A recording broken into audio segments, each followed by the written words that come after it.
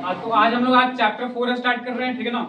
Class 12 का determinant जो topic है चैप्टर 4, जो मैट्रिक्स के बाद हमको पढ़ना है, वो आज हम लोग शुरू कर रहे हैं, ठीक है ना।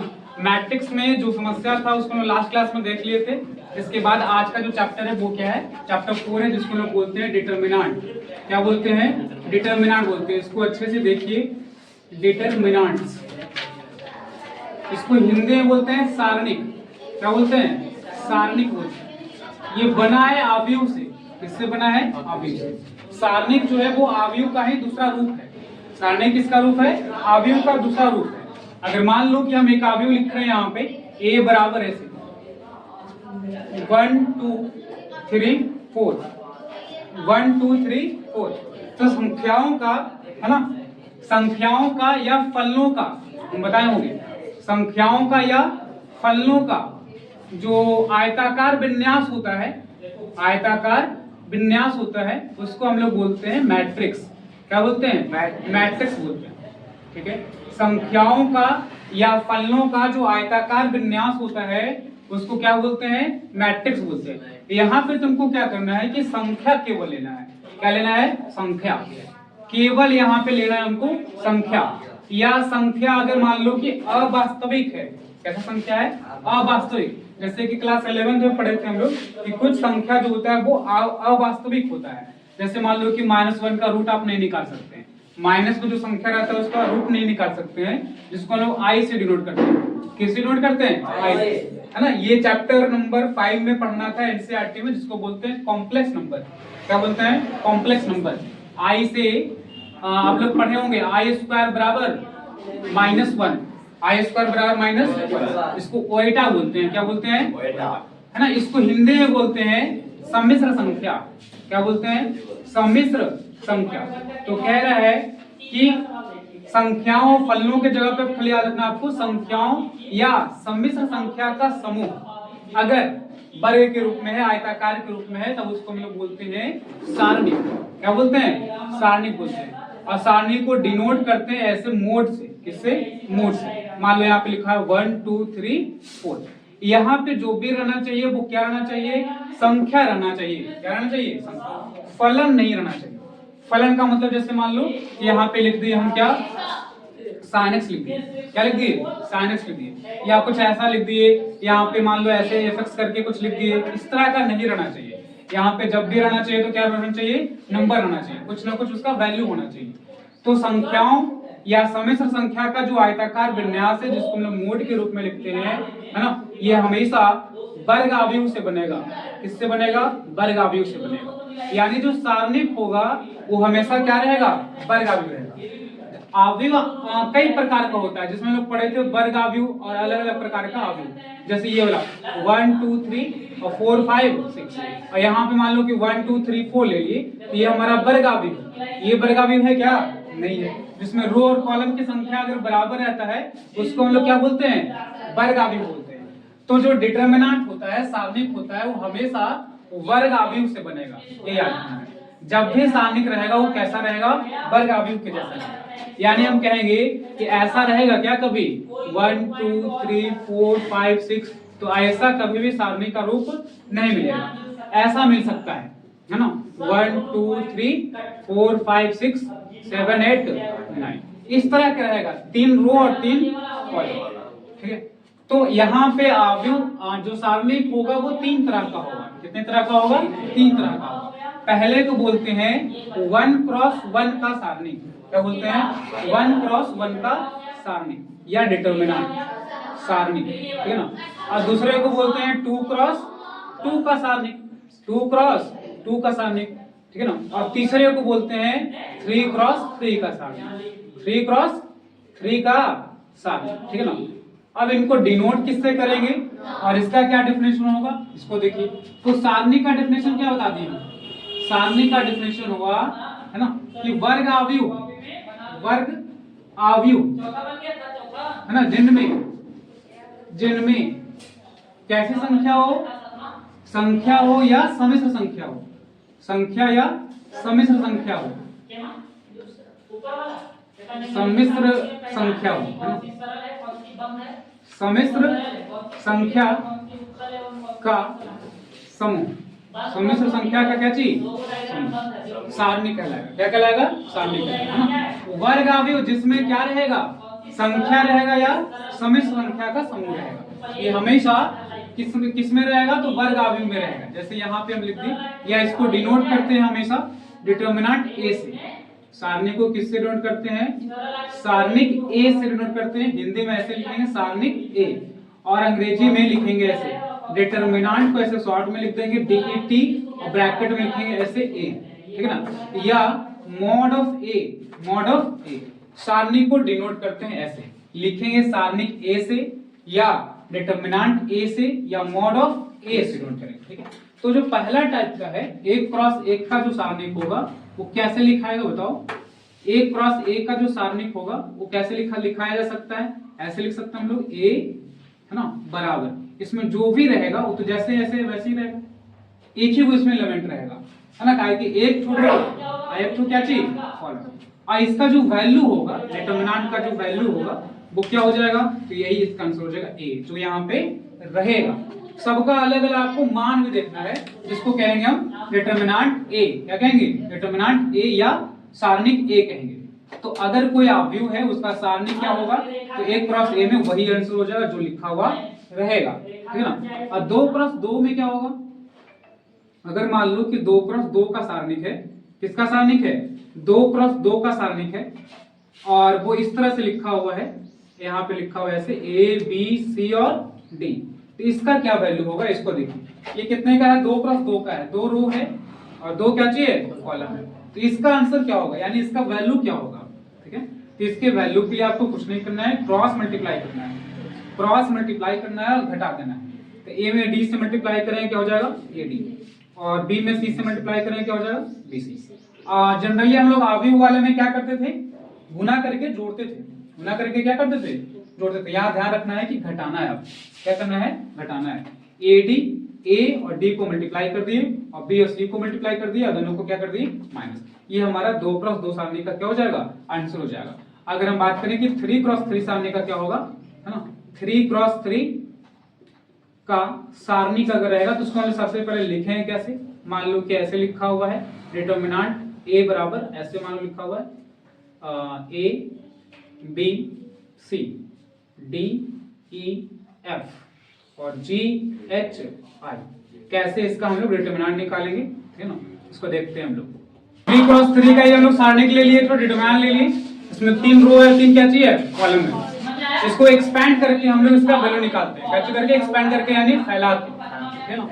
बोर्ड पे देखो इसका बहुत सारा मेथड हो सकता है, यहाँ हम लोग कर रहे हैं इसको R1 से, सबको कंप्लीट है ना, क्लियर है कि R1 किसको कहते हैं, ऊपर वाला क्या चाहिए R1 है, उसके बाद वाला क्या है R2, फिर ये C1 C2 और C3। तो थोड़े 6 तरीके से निकाल सकते हैं, कितने तरीके से, R1 से, R2 से, R3 से, C1 से, C2 से या C3। तो हम R1 से आपको बता रहे हैं कि कैसे इसको इसका वैल्यू निकाला जाता है। तो ये हम लोग जो कार्य करते हैं इसके लिए इसको कहते हैं प्रसरण करना। R3 के अनुदिश, अनुदिश का मतलब उसके अनुसार, R3 के अनुदिश प्रसरण करने पर हम लोग जो प्रोसेस लगाते हैं उसके लिए ऐसे लिख देते हैं, ठीक है ना। R3 के अनुदिश प्रसरण करने पर पहले R1 के अनुसार निकाल लेते हैं, किसके अनुसार, R1 के अनुसार। R1 ऊपर वाला है ना, तो देखो इसका वैल्यू कैसे लिखते हैं, इसको सबसे पहले तो ऐसे लिख दें। उसके बाद आपको करना क्या है कि जो सबसे पहला अवयव है R1 का जो सबसे पहला अवयव है इसको यहाँ पे लिख दिए A, ठीक है ना। और ये वाला जिस रो और जिस जो कॉलम में है उसको छोड़ देना है, ठीक है ना। A जिस रो और जिस कॉलम में है उसको छोड़ देना है, और जो बचेगा उसको लिख देना है। तो क्या बच रहा है E F H और ये सबको क्लियर है, तो जिसमें पढ़े थे 11th में, याद है कि A जिस रो और कॉलम में है ना, R1 में देखेंगे कि A B C है, A को हम लोग सबसे पहले लिख दिए। अब A जिसमें है उसको छोड़ देना है, तो 2 क्रॉस 2 का बचेगा, किसका बचेगा, 2 क्रॉस 2 का बचेगा, E F H I 4 को एलिमेंट बचेगा। हो गया, इतना बात समझ में आ रहा है सबको।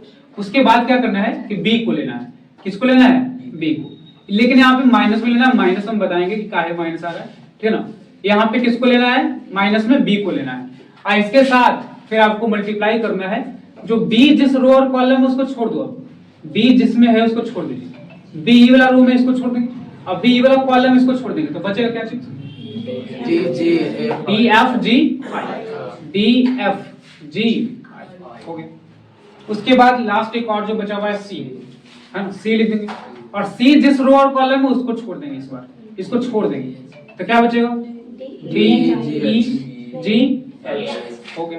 अब इसको क्रॉस मल्टीप्लाई करके लिख देंगे। अभी हम लोग पहले पढ़े थे 2 क्रॉस 2 को कैसे सॉल्व करते हैं, तो ये 2 क्रॉस 2 का डिटरमिनेंट है कि नहीं है, इसको कैसे सॉल्व करते हैं, तिरछा तिरछी गुना करके, इसको गुना कर देंगे तो क्या हो जाएगा, ई आई और माइनस में एच, इधर गुना करेंगे तो क्या हो जाएगा, डी आई और माइनस में जी एफ, और इधर गुना करेंगे तो क्या होगा, सी डी एच और जी, अब गुना करके हम लोग क्या करते हैं, घटाते हैं, गुना करके क्या करते हैं, घटाते हैं, ये ध्यान रखना है। तो डिटरमिनेंट ए का यहाँ पे ये फार्मूला हो गया, ठीक है। अब रहा बात कि यहाँ वाला ये वाला प्लस में क्यों लेते हैं, ये वाला माइनस में क्यों लेते हैं, ये प्लस में क्यों लेते हैं, तो देखो ध्यान से कि अगर मान लो कि कोई सारणिक है ना, या कोई अवयव है, तो यहाँ पे हम लोग लिखे थे सबसे पहले भी कि a11 होता है, क्या होता है, a11, उसके अवयव को ऐसे डिनोट करते हैं, और ये हो गया a12, ये हो गया a13, यहाँ पे हो जाएगा 21, फिर 22 और फिर 23, फिर यहाँ पे आएगा 31, 32 और 33। तो आपको करना क्या यहाँ पे, इसके लिए फार्मूला लगाना है, -1 के पावर, -1 के पावर, ये जो यहाँ पे दिख रहा है i प्लस जे, ये वाला से आपको करना है।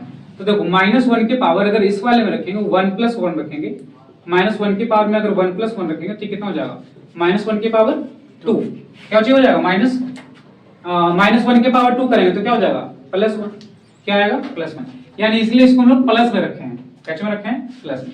आइए बता दो, अगर इस वाला में 1 2 रखेंगे, यहाँ पे i और j के जगह अगर हम 1 2 रखेंगे तो 1 + 2 कितना हो जाएगा, 3, 1 + 2 कितना हो जाएगा, 3, और -1 की पावर 3 है तो कौन सा संख्या आएगा, माइनस में आगे नहीं आ गया, इसलिए यहाँ पे हम लोग माइनस लेते हैं। यहाँ देखो, यहाँ 3 है, कितना हो जाएगा, 4, तो 4 सम संख्या तो कैसे में, प्लस में, ये वाला प्लस में।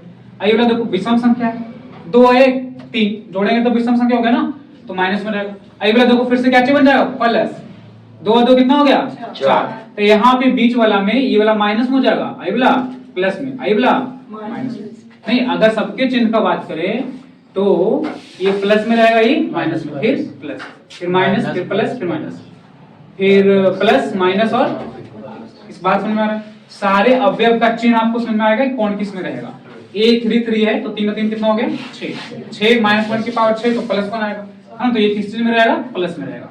ये इसका मान हम लोग इस तरह से निकालते हैं, 3 क्रॉस 3 का रहेगा। तो एज ए फार्मूला इसको याद भी किया जा सकता है। अगर हम इसको इस तरह से लिख दें तो क्या फार्मूला बनेगा, बताओ, डिटरमिनेंट का क्या फार्मूला बनेगा, ऐसे बनेगा। सबसे पहले वाला अगर लेंगे a11, क्या लेंगे, a11, तो यहाँ पे बीच में आएगा ये वाला, ये दोनों आपस में मल्टीप्लाई होगा ना, देखो दोनों मल्टीप्लाई हुआ था ना, यहाँ पे फॉर्मूला क्या बन जाएगा, a22 * a33 और माइनस a32 * a23, ऐसे फॉर्मूला बनता है, बन रहा है ना। तो ये फॉर्मूला याद कोई रखता नहीं है, आपको भी नहीं रखना है, डायरेक्ट प्रोसेस से उसको क्या करना है, सॉल्व करना है, कि इतना नहीं करके डायरेक्ट फॉर्मूला लगाए, फॉर्मूले तुमको याद नहीं रहता, लगाया है ना। अब फिर मान लो कि कौन सा आप ले रहे, देखो फिर क्या ले रहे थे यहाँ पे b, तो b माने क्या, a12, b माने क्या चीज, a12।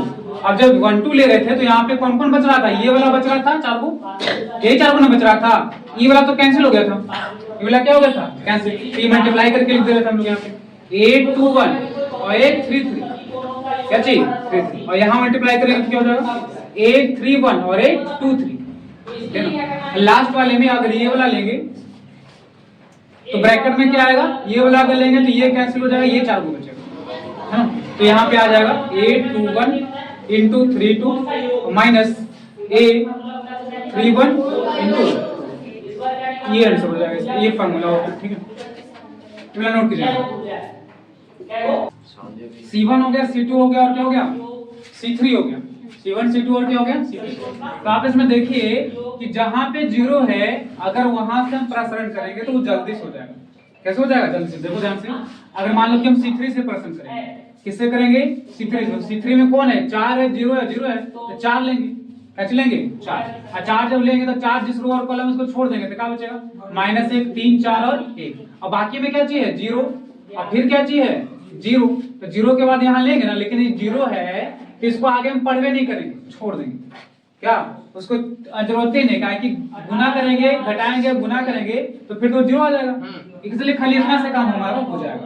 तो ये अपना दिमाग से आपको सोचना है कि हम कैसे आसान बनाएंगे, तो जिसमें ज्यादा 0 रहेगा उस वाले रो या कॉलम से तुमको प्रसरण कर देना है, ठीक है। जैसे कि इसमें C3 में ज्यादा 0 मिल रहा है, 2 को 0 मिल रहा है, हम यहां से अगर करेंगे R3 में, किसमें R3 में 1 को 0 मिलेगा, R2 में 1 को 0 मिलेगा, लेकिन C3 में कर रहे हैं 2 को 0 मिल गया, ये जल्दी से सॉल्व हो जाएगा। देखो 1 एकम 1, 4 3 12 1 13, 13 चौके 52, बाकी तो सब 0 समझ गया। ऐसे सॉर्ट करते हैं, अपना दिमाग लगा क्या हम लिखिए शॉर्ट में R1 से अपना अपना मिला लो, 1 लेंगे और यहाँ बॉक्स बना देंगे, फिर 1 लेंगे माइनस में रखेंगे ना, बॉक्स बना देंगे, और फिर 2 रखेंगे बॉक्स बना देंगे, 1 1 2 इतना सारे लोग किए पहले भर दो, फिर 1 लेंगे तो क्या बचेगा तुम बताओ, 1 3 समझ सबको आ रहा है, 2 3 4 9 5 9 हो गया, और 2 लेंगे तो क्या बचेगा 2 1 बोलो बोलो 2 1 4 5 5 हो गया। अब घटा दो 9 एकम 9 और 4 3 इधर 9 दुनिया 18, 5 3 15, 4 दुनिया 8, 5 एकम 5, तो 9 में से 12 गया, 3 एकम 3 माइनस में 3 हो गया, 18 3 से यहाँ 15 गया, गए 3 और 8 में से 5 गया 3, 3 दूनी तो माइनस में 6 हो गया ना। ये जो नेक्स्ट क्वेश्चन है हमारा वो 4.1 का क्वेश्चन नंबर 4 है ना, जो बिहार बोर्ड का जो एग्जाम होता है उसके हिसाब से बहुत इंपॉर्टेंट क्वेश्चन है। इसमें दिया हुआ है क्या कि a बराबर इतना है, a बराबर कितना है 101 012 और 004, हमको सिद्ध करना है ये वाला, ठीक है, कि 3a का जो डिटरमिनेंट है वो बराबर है 27 इंटू डिटरमिनेंट a का।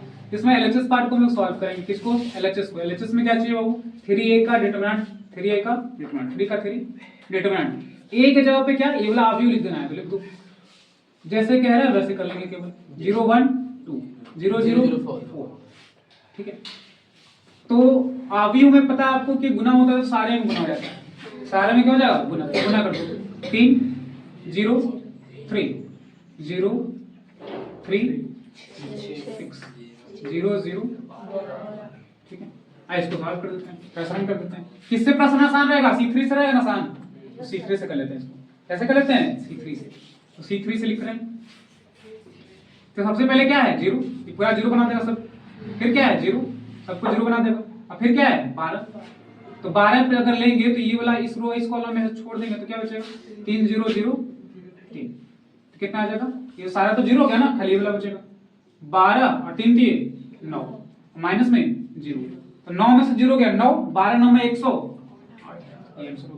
ठीक है।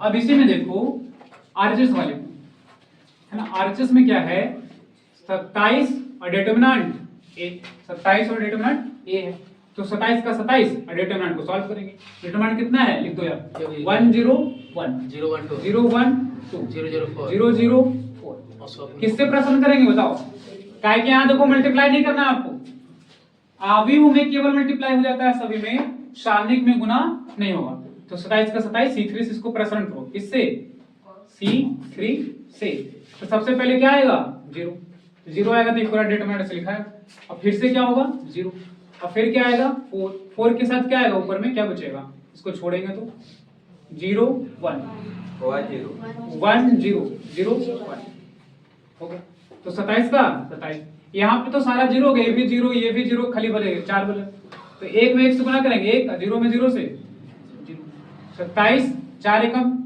4, 27 चौके 108, LHS RHS का वैल्यू बराबर है, LHS बराबर क्या RHS। ऐसा ही क्वेश्चन एक तो तीसरा में है, आसान कर लोगे ना।